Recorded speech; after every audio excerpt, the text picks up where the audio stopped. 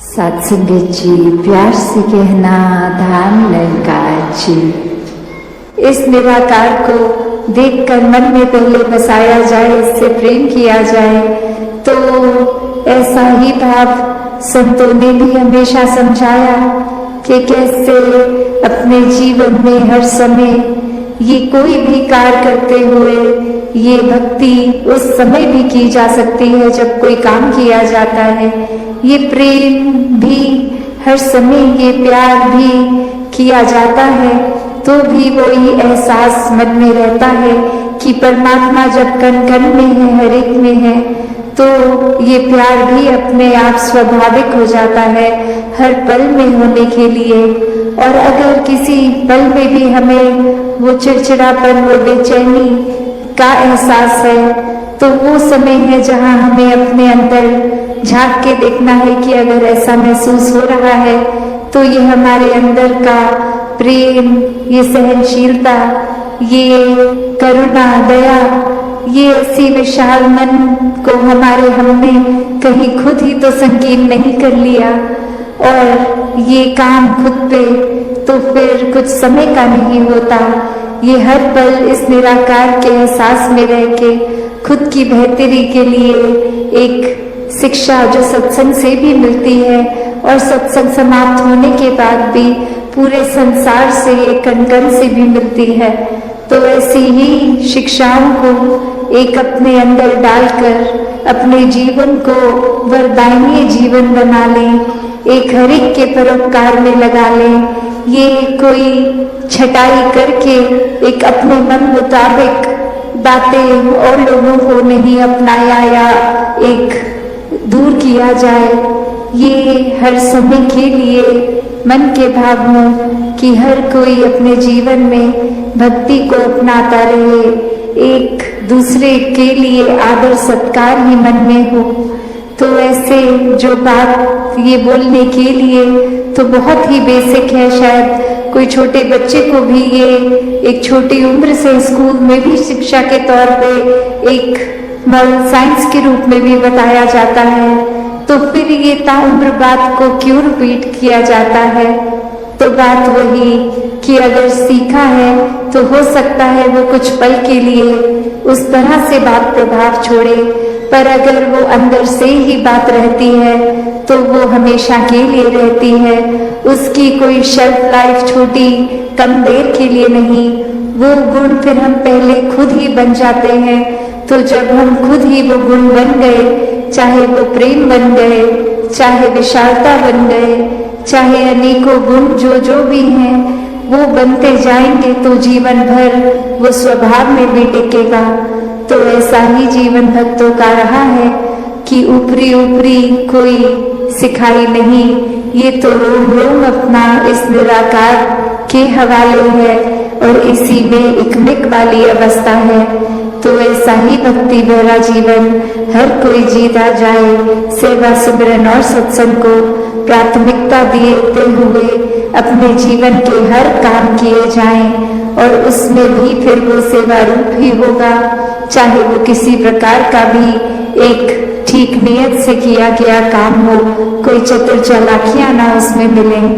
तो दातार हर एक पे कृपा करे कि हर एक के दिल और कोमल होते जाएं, हर एक के मन के भाव और शुद्ध होते जाएं, हर कोई निष्काम भाव से सेवा करता जाए, एक पूरे संसार के लिए ही एक हमारा एक कंपैशन भी मन में हो और उसी तरह फिर ये पूरे समाज के लिए, संसार के लिए अपनी कंट्रीब्यूशन को पॉजिटिव हर कोई देता जाए कि कैसे अपने जीवन में हर पल ये चलते ही जाना है। ये एक स्टैटिक, एक अपनी जगह थम के ये जीवन नहीं जिया जा सकता और कैसे ये स्थिर जीवन होते हुए भी ये जो मूवमेंट की बात, कि ये चलते रहने की बात, वो बात यही कि इस निराकार, इस दातार को जीवन में बसाना होगा।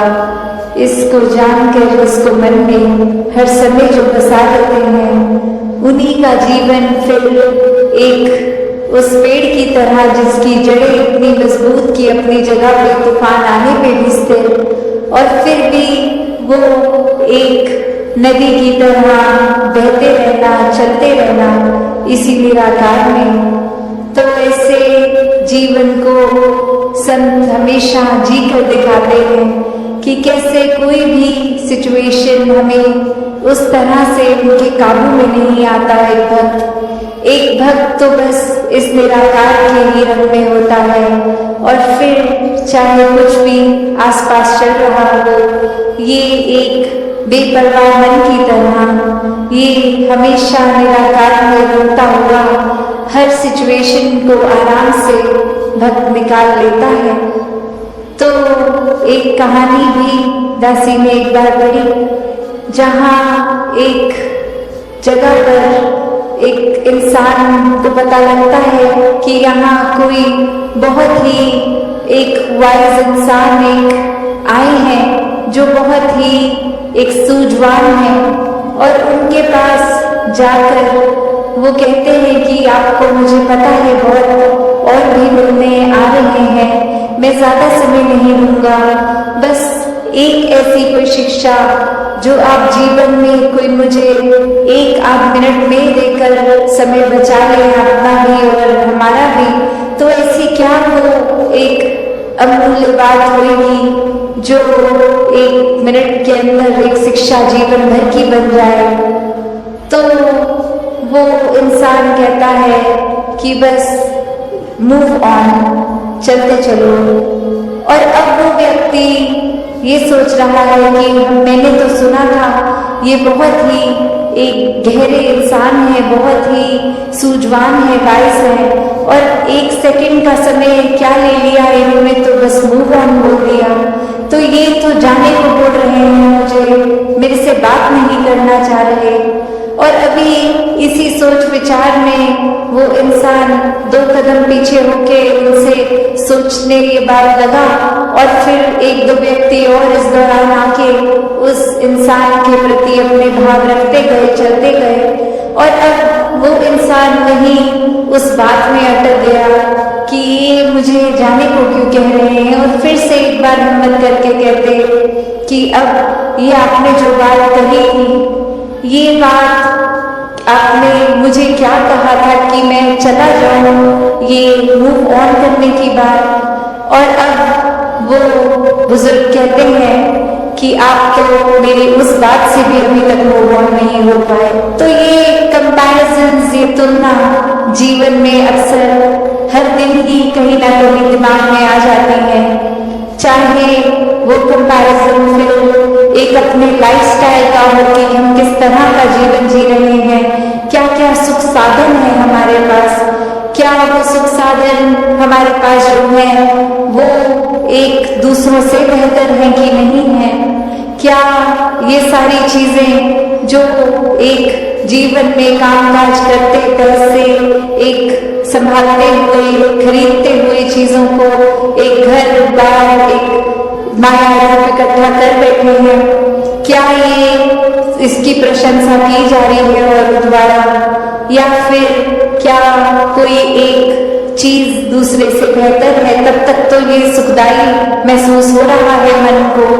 और जिस पर ये कि कैसे मैं अपने जीवन को एक नैरो माइंडेड दृष्टिकोण से ही देख रही थी कि ये दुख सिर्फ मेरा ही है, किसी और के हिस्से दुख नहीं आता, सभी ने खुशियाँ महसूस की हैं।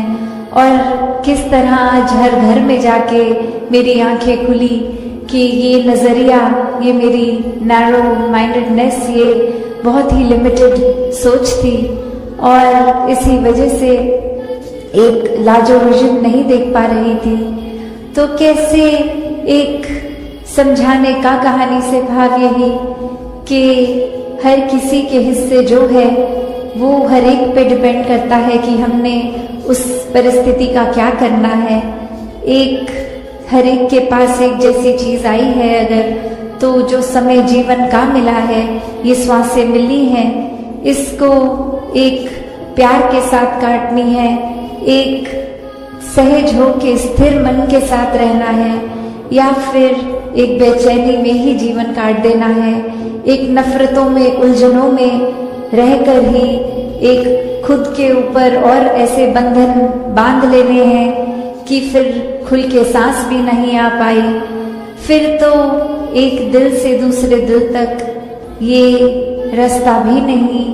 एक खुद को दीवारों में इतना बांध लिया कि हर कोई फिर ऐसा दिखता है कि ये इंसान से प्यार नहीं हो सकता, इस इंसान के प्रति हम कुछ ऐसा महसूस नहीं कर सकते, ये इंसान तो सिर्फ एक कमियों का भरा हुआ है।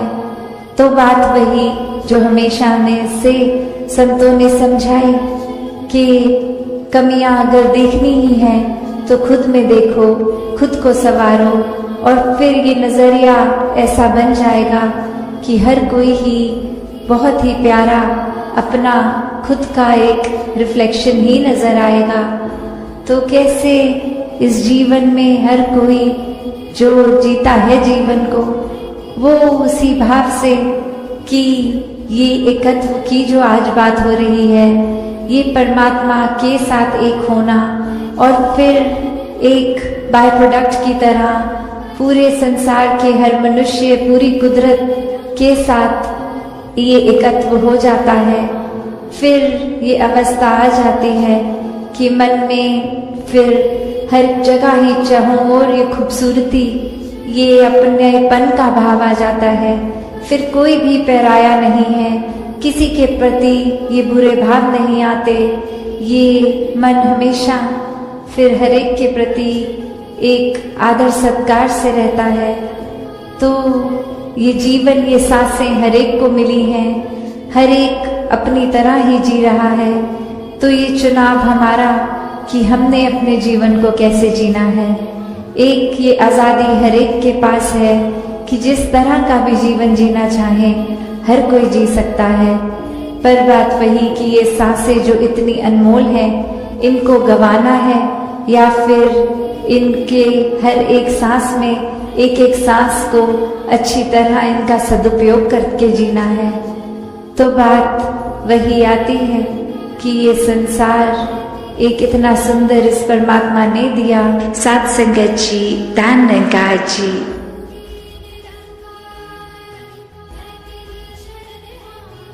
साथ संगत जी, प्यार से कहना धाम निरंकार जी। इस निराकार को देखकर मन में पहले बसाया जाए, इससे प्रेम किया जाए। तो ऐसा ही भाव संतों ने भी हमेशा समझाया कि कैसे अपने जीवन में हर समय ये कोई भी कार्य करते हुए ये भक्ति उस समय भी की जा सकती है जब कोई काम किया जाता है। ये प्रेम भी हर समय, ये प्यार भी किया जाता है, तो भी वो ही एहसास मन में रहता है कि परमात्मा जब कण कण में है, हर एक में है, तो ये प्यार भी अपने आप स्वाभाविक हो जाता है हर पल में होने के लिए। और अगर किसी पल में भी हमें वो चिड़चिड़ापन, वो बेचैनी का एहसास है, तो वो समय है जहाँ हमें अपने अंदर झांक के देखना है कि अगर ऐसा महसूस हो रहा है तो ये हमारे अंदर का प्रेम, ये सहनशीलता, ये करुणा, दया, ये ऐसी विशाल मन को हमने कहीं खुद ही तो संकीर्ण नहीं कर लिया, और ये काम खुद पे तो फिर कुछ समय का नहीं होता। ये हर पल इस निराकार के एहसास में रह के खुद की बेहतरी के लिए एक शिक्षा जो सत्संग से भी मिलती है, और सत्संग समाप्त होने के बाद भी पूरे संसार से, एक कण-कण से भी मिलती है। तो ऐसी ही शिक्षाओं को एक अपने अंदर डालकर अपने जीवन को वरदायी जीवन बना लें, एक हर एक के परोपकार में लगा लें। ये कोई छटाई करके एक अपने मन मुताबिक बातें और लोगों को नहीं अपनाया या एक दूर किया जाए। ये हर समय के लिए मन के भाव हो कि हर कोई अपने जीवन में भक्ति को अपनाता रहे, एक दूसरे के लिए आदर सत्कार ही मन में हो। तो ऐसे जो बात ये बोलने के लिए तो बहुत ही बेसिक है, शायद कोई छोटे बच्चे को भी ये एक छोटी उम्र से स्कूल में भी शिक्षा के तौर पे एक मॉरल साइंस के रूप में भी बताया जाता है, तो फिर ये ताउम्र बात को क्यों रिपीट किया जाता है? तो बात वही कि अगर सीखा है तो हो सकता है वो कुछ पल के लिए उस तरह से बात प्रभाव छोड़े, पर अगर वो अंदर से ही एक जो रुख करा जा सकता है, वो एक अच्छी तरफ भी और बुरी तरफ भी, एक परिस्थिति से हम क्या निकालते हैं वो भी एक अच्छाई निकाली जा सकती है, एक बुराई निकाली जा सकती है।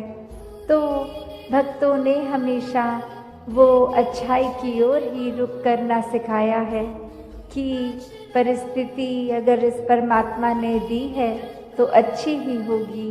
एक अगर उस परिस्थिति को अच्छा नहीं समझ रहे हम, तो वो हमारी कमी है। इस परमात्मा ने तो पूर्ण किया है इस परिस्थिति को भी। जब इस परमात्मा ने हमको जो कुछ दिया वो परमात्मा का जो दान है, तो ये परमात्मा जहाँ पूरा है तो परमात्मा की दी हुई हर परिस्थिति भी पूर्ण है। फर्क सिर्फ हमारे नज़रिए का होता है कि उसको हम किस तरह देख रहे हैं, उस परिस्थिति में से हम निचोड़ क्या निकाल रहे हैं, उससे सिखलाई क्या निकाल रहे हैं। क्या हम सिर्फ हमारे अनुसार कुछ नहीं हुआ तो उसके वजह से इस परमात्मा को ही कोस रहे हैं, या ये भी मान रहे हैं कि ये ही हमारे लिए बेस्ट है और कैसे इसमें वरदान छुपा हुआ है। तो एक ये नज़रिया भक्तों ने हमेशा से जो जिया कि आध्यात्मिक पहलू अपना हर किसी ने जहाँ एक बहुत ही उस नज़रिए का बनाना है कि जीवन में ये शरीर मिला है, ये मटीरियलिस्टिक वस्तुएं मिली हैं, घर बार रिश्तेदारी बहुत कुछ मिला है, तो क्या इसी में पूरा समय रहकर इस परमात्मा के लिए समय नहीं निकालना, या फिर एक चुनाव अपना है कि इस परमात्मा के प्यार के रंग में ऐसे रंगे जाएं कि कोई दुनियावी रंग फिर छू नहीं सकता। ये पक्के का रंग, ये एक हर समय रहने वाला रंग, और इस रंग को जिसने भी अपने ऊपर लगाया वो हमेशा के लिए आनंदित हो गए। एक जीवन हर समय के लिए झूम झूम के जिया गया। और वो फिर बात कि भक्तों के जीवन में भी विपरीत परिस्थितियां आईं तो भी उन्होंने कभी इस परमात्मा से विश्वास नहीं तोड़ा।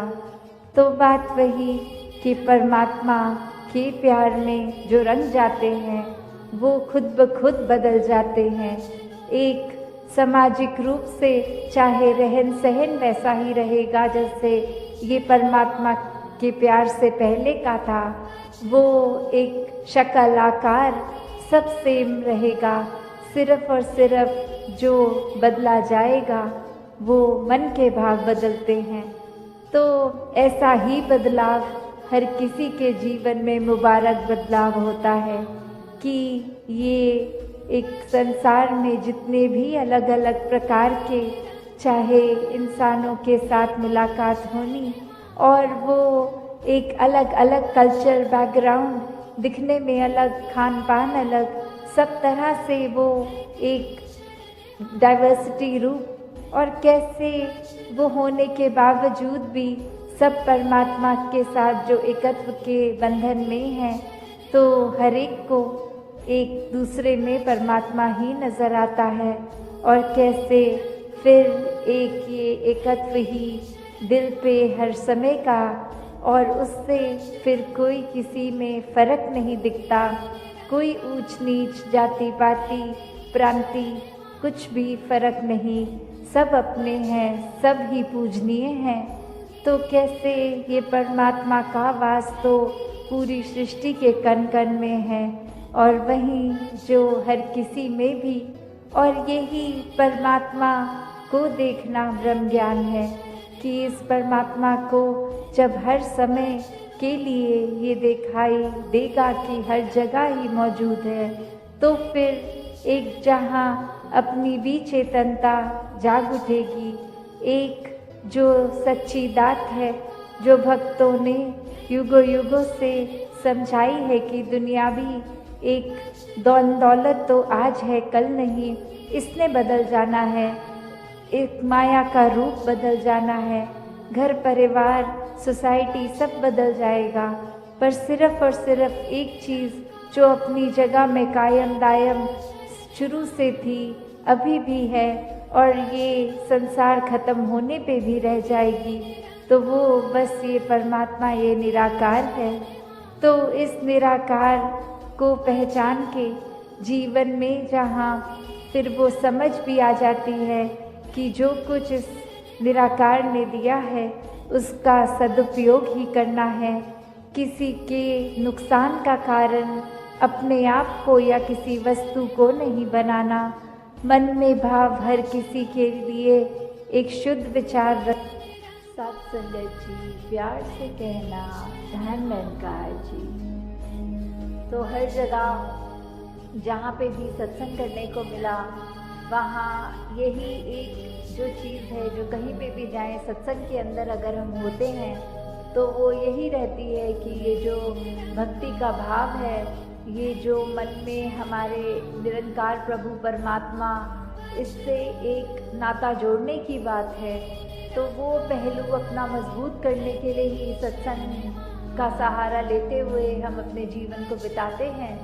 और साथ ही ये सेवा भावना मन में रखते हुए कि जो भी इस संसार में है वो हमसे श्रेष्ठ है और हमने उसमें परमात्मा का ही अंश देखना है, तो उसी के लिए हमने ये जो सेवा करनी है, हमारे शरीर से हमारे मन में वो सेवा भाव आए, और हमने आर्थिक रूप में भी अगर ये करनी है, धन की सेवा भी। और वहीं साथ साथ सुमिरन की बात आती है कि अपने मन में हम जब भी निरंकार प्रभु का एहसास करते हुए अपनी सारी गलतियों को बख्शवा कर ये सिमरन रूप में अपने मन का बर्तन साफ करते जाएं, ताकि इसमें ये ब्रह्म ज्ञान रूपी जो दात है, जिसके बिना हमारा ये ज़िंदगी अधूरी है, वो सफल नहीं होती, वो ब्रह्म ज्ञान टिक पाए।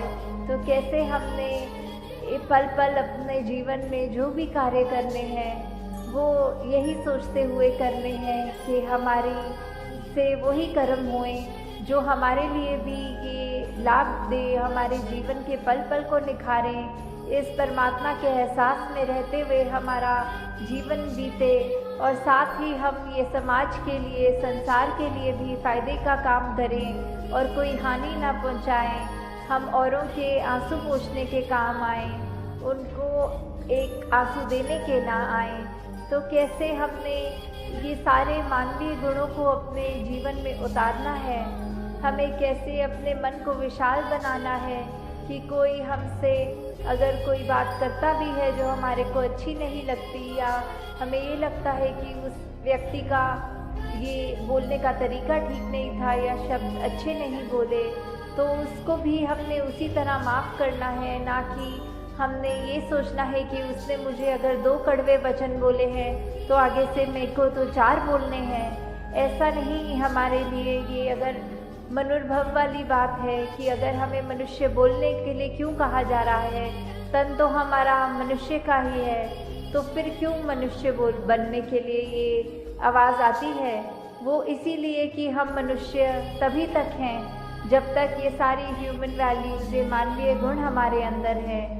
और कैसे हमने पल पल में अपने एक कैरेक्टर को, अपने जीवन को, अपने व्यवहार को बेहतर करना है, तो वो बेहतरी तभी हमारी मुमकिन है जब हम ये एहसास करेंगे कि ये जीवन हमने, जो ये सांसें हमारी परमात्मा ने हमें दी हैं, उन सांसों को हमने बिताना है तो सुंदर ढंग से बिताना है। हमें अपने आप को उस तरह उपयोग में लाना है कि सिर्फ हम हर एक का उसमें भला ही करें, अपना भी औरों का भी।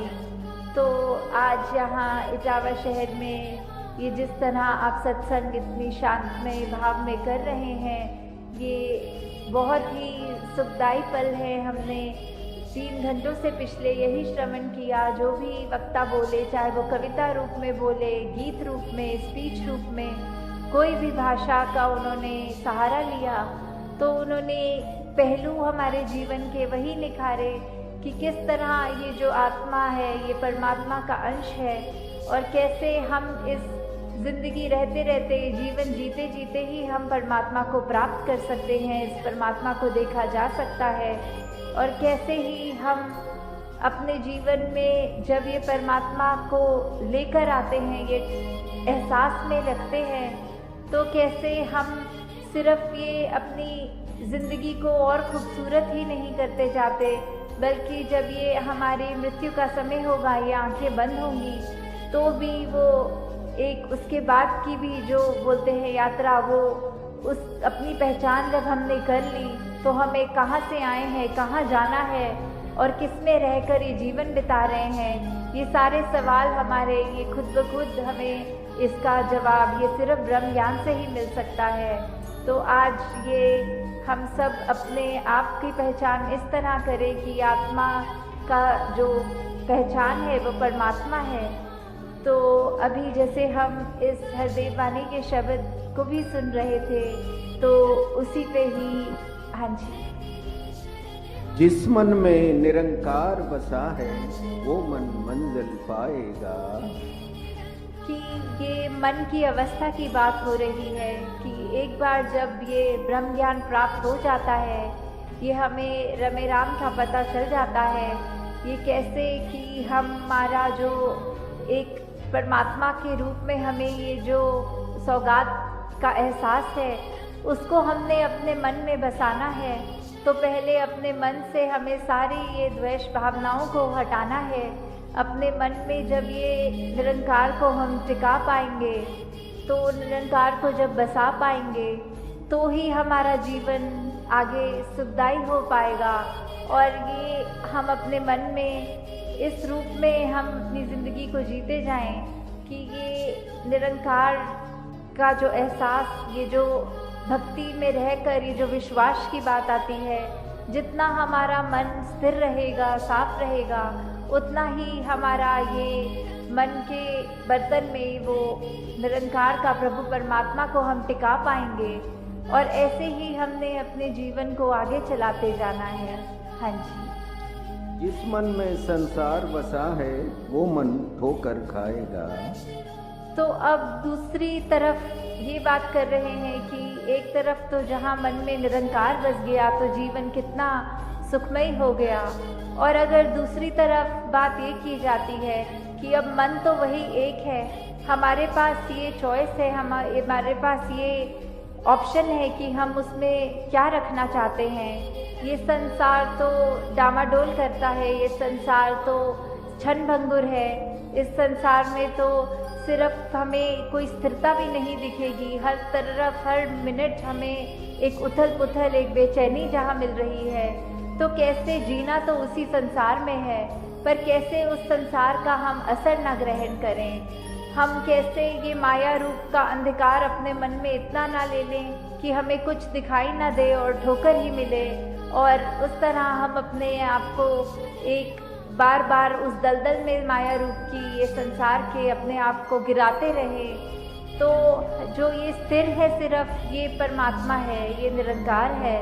इस स्थिर के साथ जब हम जुड़ेंगे ये एक रस सहज कायम दायम रहने वाले से, तो कोई भी ये उथल पुथल हमारे जीवन के हम पे वो प्रभाव नहीं छोड़ेंगी।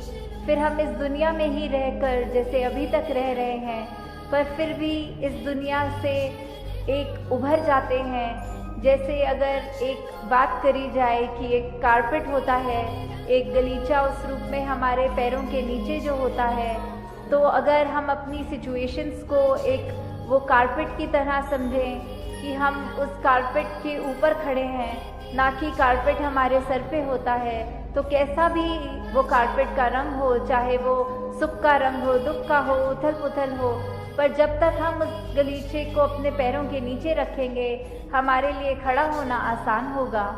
तो ऐसे ही ये बात जहाँ संसार की है कि कुछ भी हो, अगर मन में निरंकार है तो हम अपने जीवन को बहुत ही सुंदर जी सकते हैं। और अगर इस भौतिक दुनिया में ये रंग ही भौतिकता का ले लें और सिर्फ यही माने कि ये जीवन सिर्फ हमारा इसी मकसद के लिए है कि हमने एजुकेशन ले ली, पढ़ाई लिखाई करके, कामकाज करके अपने इस परिवार के अंदर जहाँ रहना तो है ही, पर सिर्फ उसी को ही ये ना माने कि ज़िंदगी मिली है तो यही करने के लिए है।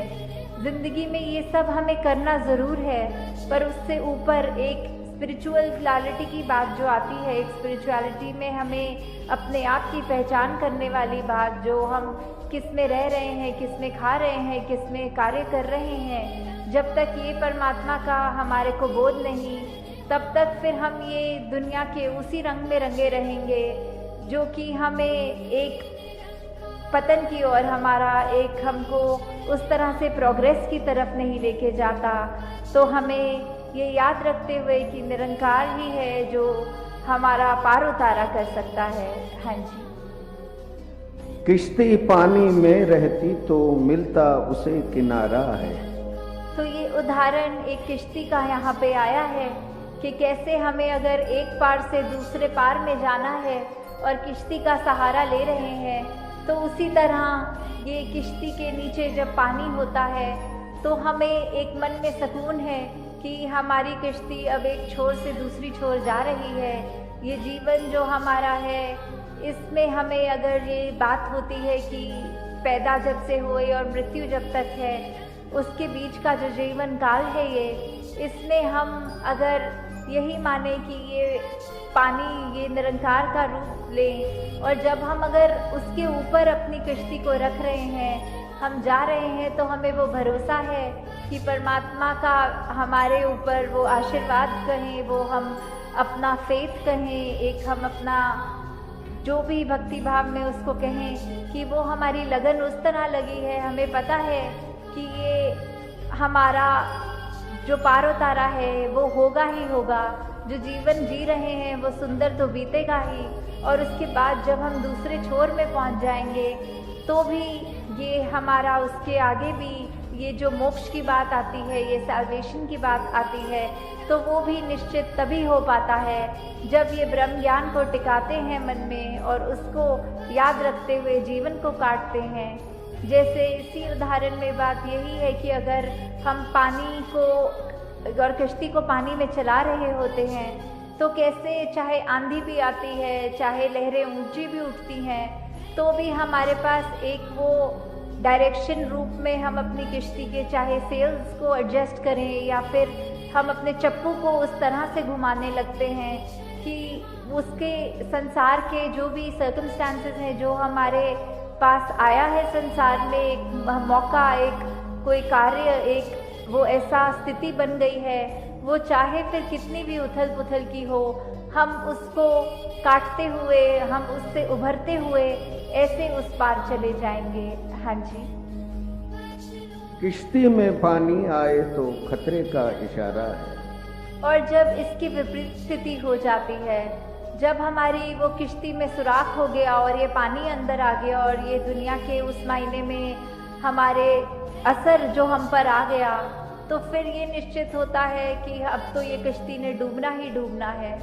फिर हमने जब वो निरंकार का जहाँ सहारा उस रूप में लेना था कि उसके ऊपर हमारा पार उतारा होना था, हमने ये माया को, ये संसार की ऊंचाई नीचाई जो भी परिस्थितियाँ होती हैं, उसको जब अपने अंदर बसा लिया, तो फिर ये खतरे वाली बात जहाँ हो रही है कि कैसे हमने उस समय अपने मन के अंदर भी चाहे कैसे भी भाव आए, चाहे हमने वो किसी के बारे में बुरा सोचा, चाहे हमने किसी के साथ बुरा किया, चाहे हमारे मन में अभिमान ही आ जाए, तो भी हमारे उसका कुछ गारंटी फिर नहीं रहती कि ये किश्ती ने अब पार उतरना ही है, वो किश्ती डूबने वाली होती है।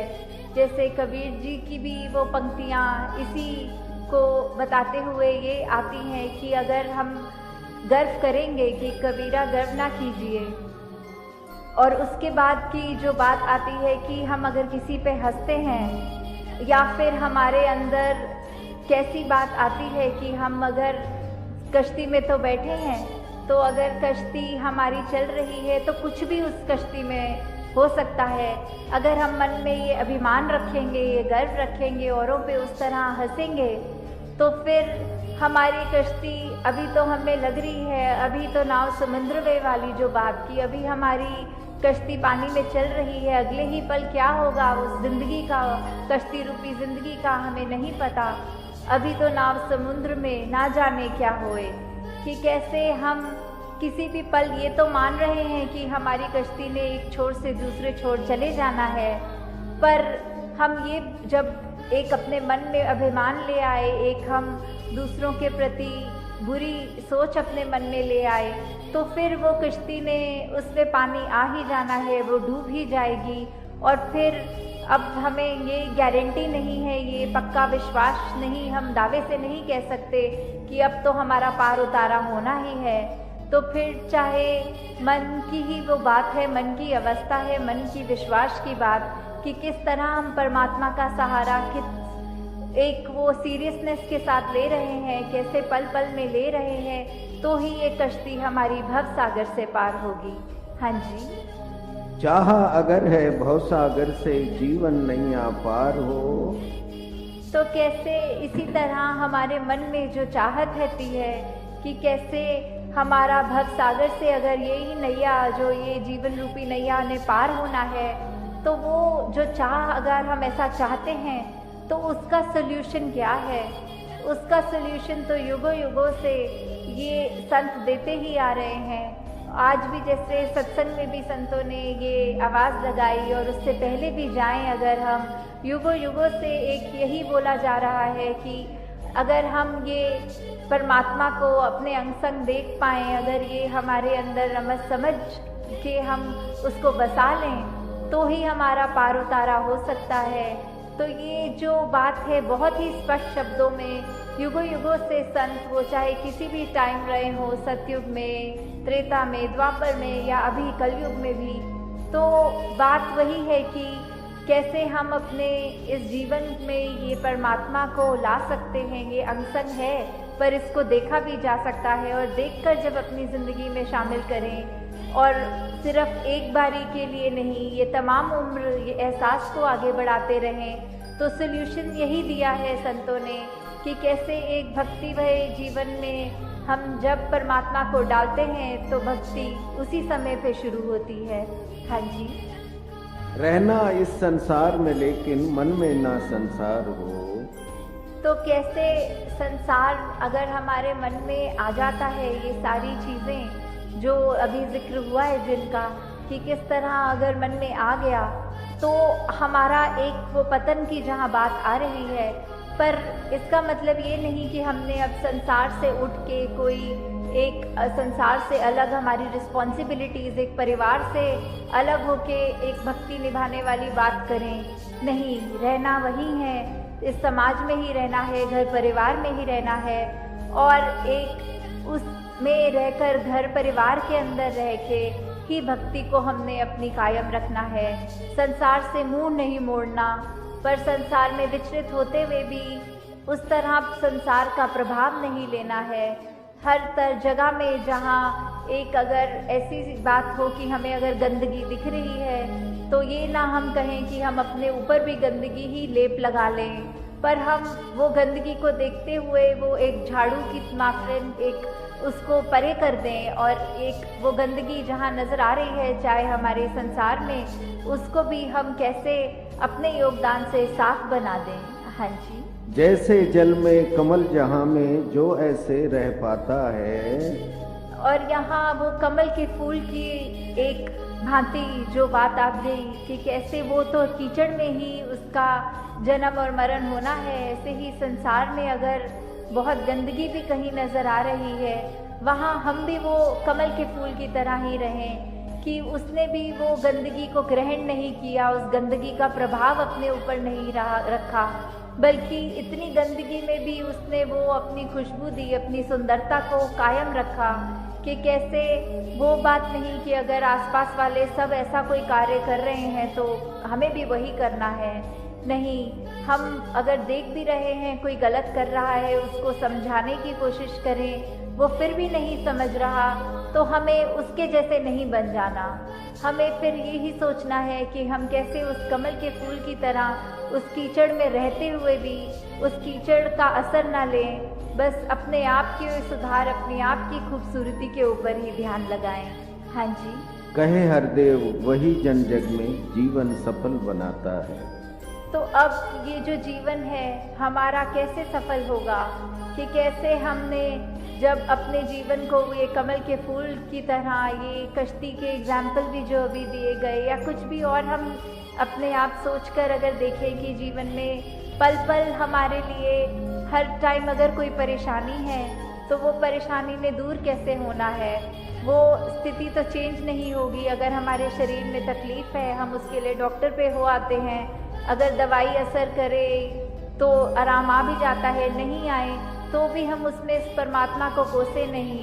वो अगर परमात्मा ने स्थिति हमारे लिए बनाई है, वो अगर घर में काफ़ी महापुरुष आके कहते हैं संतान नहीं हो रही या कुछ ऐसी बात, तो उसमें भी ये निरंकार का रज़ा समझें कि कैसे हमारी स्थिति कोई भी हो, परमात्मा ने तो हमेशा भला ही करना है हमारा, तो हम उसमें दुखी ना हो जाएं। बस उसमें भी ये शुक्राना करते हुए अपनी ज़िंदगी को ऐसे एक खूबसूरती में ढालें। इस जो सतवचन की बात होती है, जो एक की जो भी हमारी स्थिति परमात्मा ने हमारे को बना कर दी है, उसमें हमने अपने आप को कैसे एडजस्ट करना है, और कोई हमने कंप्लेन नहीं करनी, कोई एक हमने शिकवा नहीं करना। तो अगर हम अपने जीवन को ऐसे ही बिता पाएंगे तो ही वो जीवन असली मायने में जीवन जिया गया है।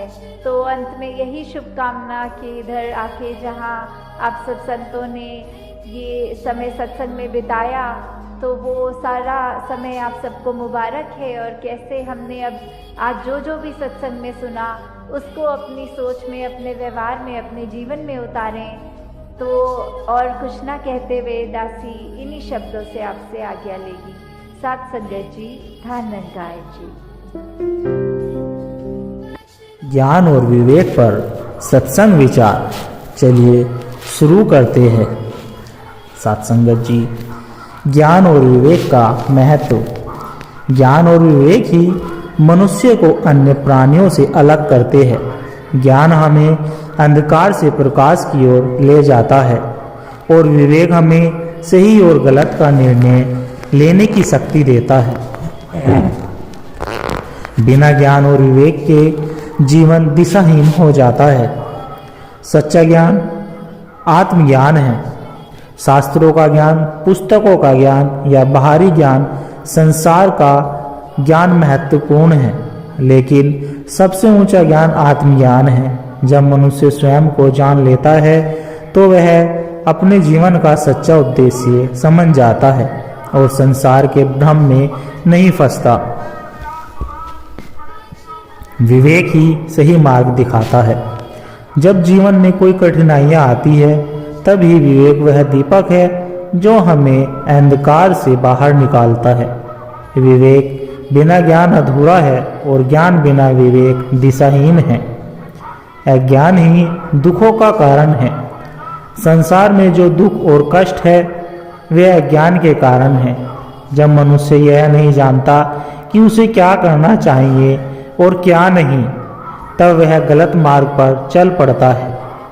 ज्ञान प्राप्त करके ही मनुष्य अपने जीवन को सुधार सकता है। सही निर्णय लेने के लिए विवेक आवश्यक है। विवेक मनुष्य का सबसे बड़ा मित्र है। यदि कोई हमें सोने और मिट्टी में भेद न करना सिखाए तो हम दोनों को एक समान समझ सकते हैं। विवेक सिखाता है कि क्या मूल्यवान है और क्या तुच्छ। जीवन में हर निर्णय विवेक से लिया जाए तो कोई पछतावा नहीं होता। गुरु के बिना ज्ञान अधूरा है। जिस तरह सूरज के बिना प्रकाश संभव नहीं, उसी तरह गुरु के बिना सच्चा ज्ञान संभव नहीं। गुरु का मार्गदर्शन हमें सही दिशा में चलना सिखाता है और हमें अज्ञान से मुक्त करता है। सच्चा ज्ञान अहंकार को नष्ट करता है। जो व्यक्ति वास्तव में ज्ञानी होता है वह विनम्र होता है। सच्चा ज्ञान प्राप्त होने पर अहंकार स्वतः ही समाप्त हो जाता है, क्योंकि ज्ञानी जानता है कि वह ब्रह्मांड की विशालता के सामने कुछ भी नहीं है। विवेक से मोह का नाश होता है। मोह मनुष्य को बंधन में डालता है, लेकिन विवेक उसे मुक्त करता है।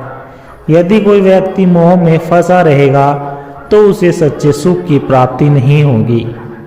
विवेक से ही हम यह समझ सकते हैं कि संसार में कुछ भी स्थायी नहीं है। ज्ञान और कर्म साथ साथ चले। ज्ञान तभी सार्थक है जब उसे कर्म में उतारा जाए। केवल शास्त्रों को पढ़ना या प्रवचन सुनना पर्याप्त नहीं है, बल्कि ज्ञान के अनुसार आचरण करना ही असली भक्ति और साधना है। सच्चा ज्ञानी वही है जो सेवा में तत्पर रहता है। जिस व्यक्ति ने सच्चा ज्ञान प्राप्त कर लिया वह सेवा में लग जाता है। उसी बुद्धि स्वार्थ से मुक्त होती है और वह पूरे संसार को अपना परिवार मानता है। सेवा से ही ज्ञान और विवेक का सही उपयोग होता है। ज्ञान और विवेक मनुष्य के जीवन को सुंदर और सार्थक बनाते हैं। जो व्यक्ति सच्चे ज्ञान को अपनाता है और विवेक से जीवन जीता है वही सच्चे सुख और शांति को प्राप्त करता है।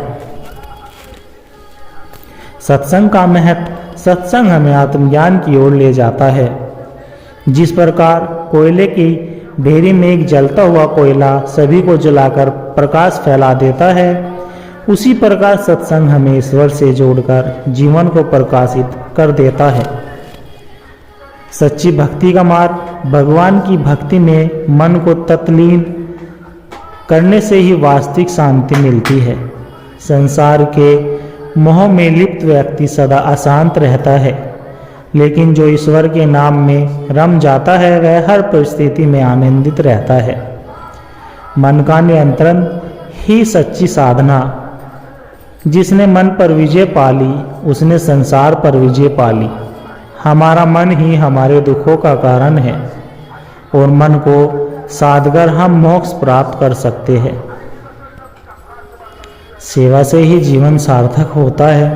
सच्ची भक्ति केवल प्रार्थना तक सीमित नहीं होती, बल्कि यह सेवा में परिलक्षित होती है। जो दूसरों की सेवा करता है वह वास्तव में ईश्वर की सेवा करता है। संतोष ही परम सुख है।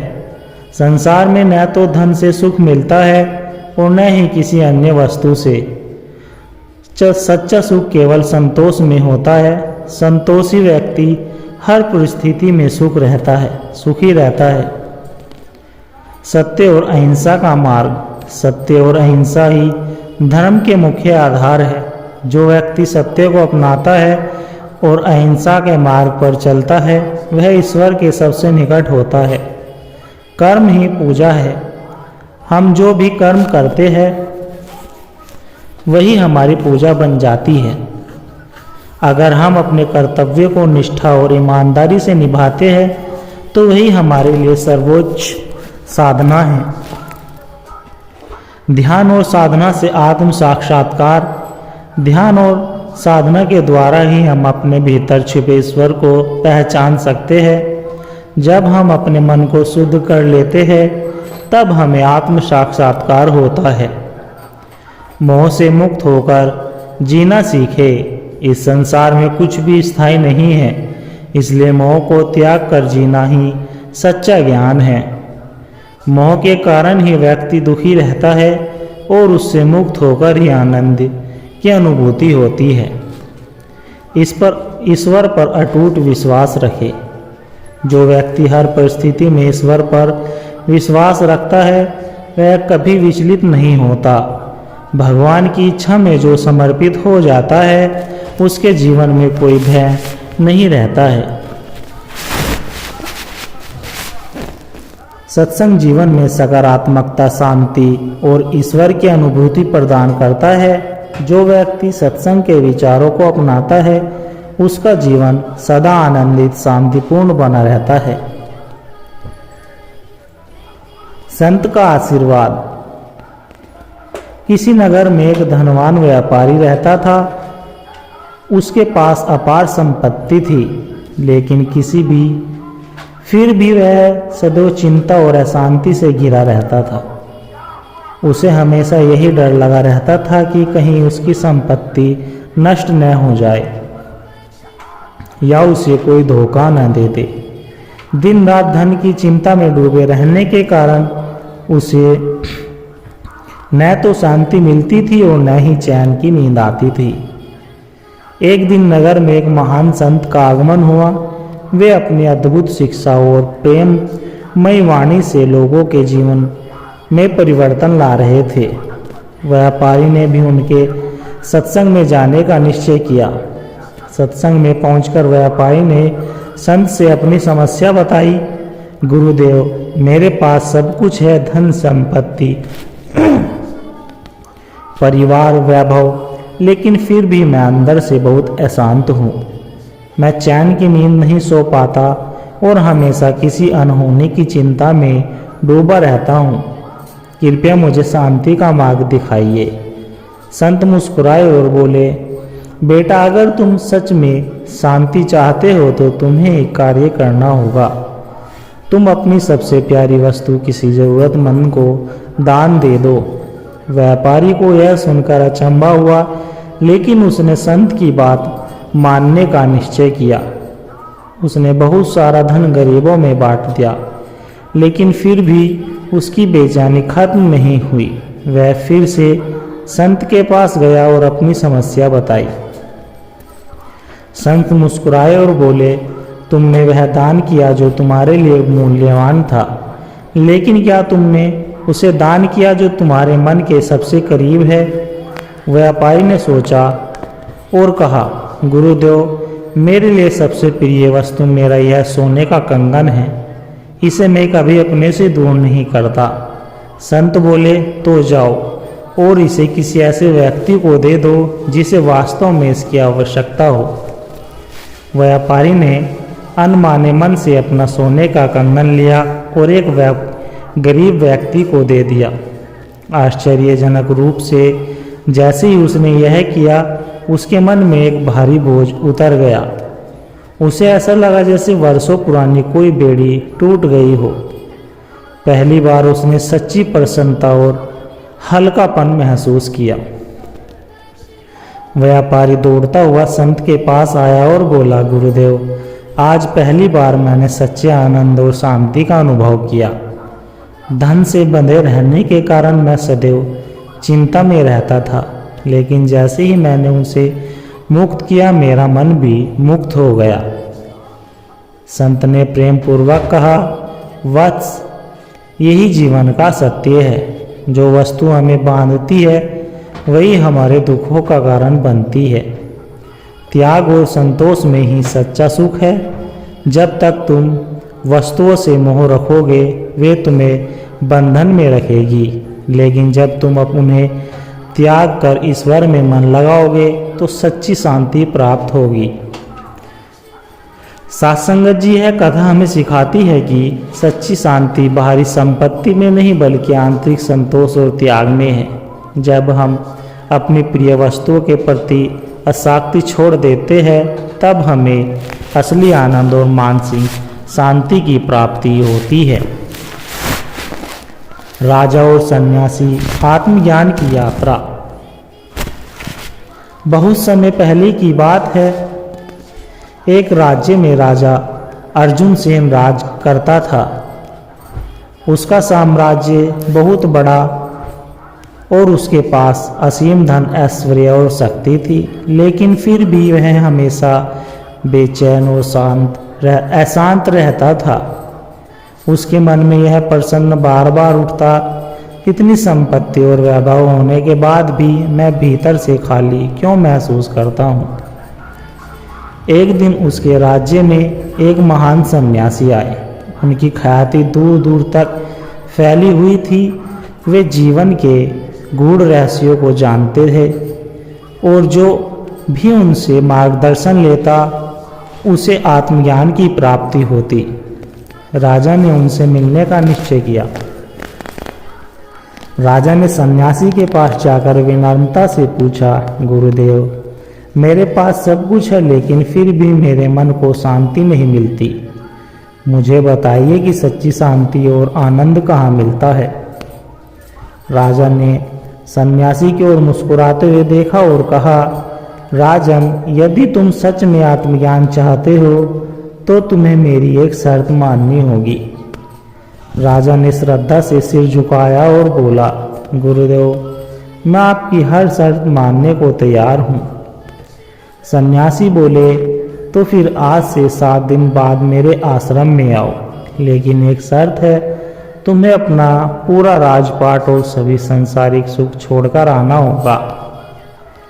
राजा यह सुनकर हैरान रह गया। वह पूरी रात इस विचार में खोया रहा, क्या वह वास्तव में अपना राज्य छोड़ सकता है? लेकिन आत्मज्ञान की तीव्र इच्छा ने उसे तैयार कर दिया।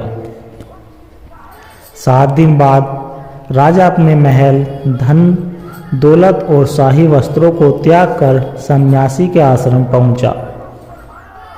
अब वह साधारण वस्त्रों में था और उसके पास कुछ भी नहीं था। सन्यासी ने राजा का स्वागत किया और कहा, राजन, अब तुम जीवन के वास्तविक सत्य को जानने के लिए तैयार हो, लेकिन इससे पहले तुम्हें मेरी एक और परीक्षा देनी होगी। राजा ने उत्सुकता से पूछा, गुरुदेव, वह परीक्षा क्या है? सन्यासी बोले, तुम्हें जंगल में जाना होगा और वहाँ 1 महीने तक ध्यान और साधना करनी होगी। भोजन और पानी के लिए किसी पर निर्भर नहीं रहना, जो प्रकृति दे उसी में संतोष करना। यदि तुम इस परीक्षा में सफल रहे तो मैं तुम्हें एक सच्चा आत्मज्ञान का रास्ता दिखाऊंगा।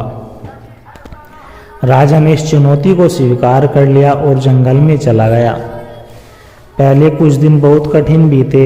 महल में हर सुविधा पाने वाला राजा अब जंगल में अकेला था। उसे भोजन खोजने में कठिनाइयाँ होती, कभी फल मिलते तो कभी नहीं, लेकिन धीरे धीरे उसने प्रकृति के साथ सामंजस्य बैठना सीख लिया। वह ध्यान करने लगा और अपने भीतर झांकने की कोशिश करने लगा। धीरे धीरे उसे एहसास हुआ कि उसकी शांति भारी चीज़ों पर निर्भर नहीं करती, बल्कि उसके अपने मन के भीतर थी। 1 महीने बाद वह फिर से सन्यासी के पास लौटा। अब उसके चेहरे पर एक अलग चमक थी, आंखों में संतोष और मन में गहरी शांति। सन्यासी ने राजा को देखकर कहा, अब बताओ राजन, तुम्हें शांति कहाँ मिली? राजा ने उत्तर दिया, गुरुदेव, मैं पहले समझता था कि शांति मेरे राज्य, धन या ऐश्वर्य में है, लेकिन अब मुझे एहसास हुआ कि शांति बाहरी चीज़ों में नहीं बल्कि हमारे मन के भीतर होती है। जब मैंने अपने मन की इच्छाओं को नियंत्रित किया और स्वयं को संसार के बंधनों से मुक्त किया, तब मुझे सच्चे आनंद की अनुभूति हुई। सन्यासी प्रसन्न हुए और बोले, यही सत्य है राजन। जब तक मन बाहरी वस्तुओं पर निर्भर रहता है तब तक अशांति बनी रहती है, लेकिन जब भीतर की ओर मुड़ता है और आत्मज्ञान की ओर बढ़ता है तब वास्तविक आनंद मिलता है। यह कथा हमें सिखाती है कि सच्ची शांति और आनंद बाहरी दुनिया में नहीं बल्कि हमारे भीतर है। जब हम अपनी इच्छाओं और मोह माया से मुक्त होकर आत्मज्ञान की ओर बढ़ते हैं तब हमें वास्तविक सुख और संतोष प्राप्ति होती है।